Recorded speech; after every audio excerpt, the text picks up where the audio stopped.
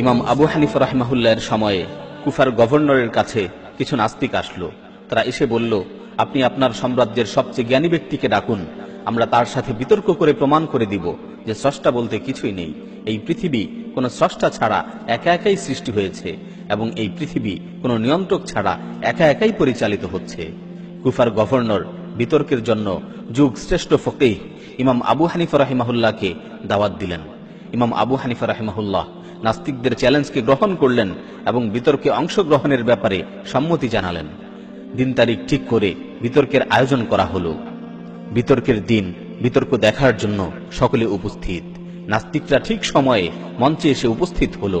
ইমাম আবু হানিফা রাহিমাহুল্লাহ ইচ্ছা করেই দেরি করতে লাগলেন।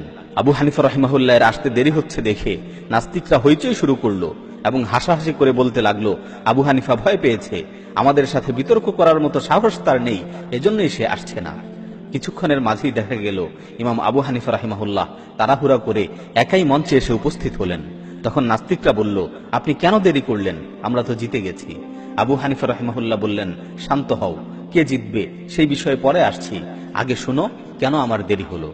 সবাই বলল, আচ্ছা ঠিক আছে, বলুন কেন আপনার দেরি হলো। আবু হানিফা রাহিমাহুল্লাহ বললেন, আমি এখানে আসার জন্য ঠিক সময়ে বাড়ি থেকে বের হলাম।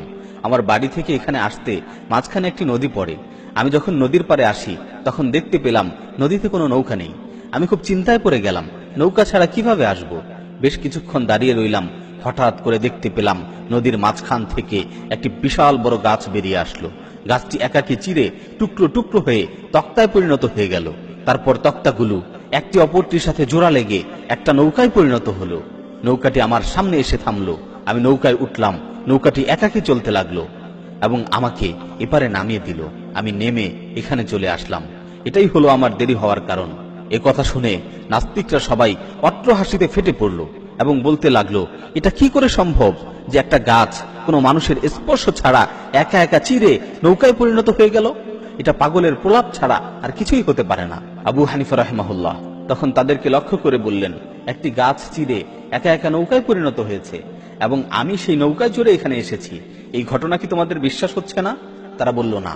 আবু হানিফা রাহিমাহুল্লাহ জিজ্ঞেস করলেন, বিশ্বাস না হওয়ার কারণ কি?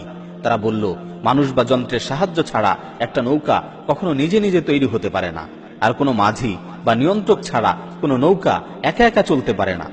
এই জবাব শোনা মাত্রই আবু হানিফা রাহিমাহুল্লাহ বলে উঠলেন, আমার আজকের বিতর্ক এখানেই শেষ। কারণ তোমাদের বিশ্বাস অনুযায়ী কোনো মানুষের স্পর্শ ছাড়া, কোনো স্রষ্টা ছাড়া একটা নৌকা যদি একা একা তৈরি হতে না পারে, তাহলে এই বিশ্ব জগৎ, আসমান জমিন, চন্দ্র সূর্য, গ্রহ নক্ষত্র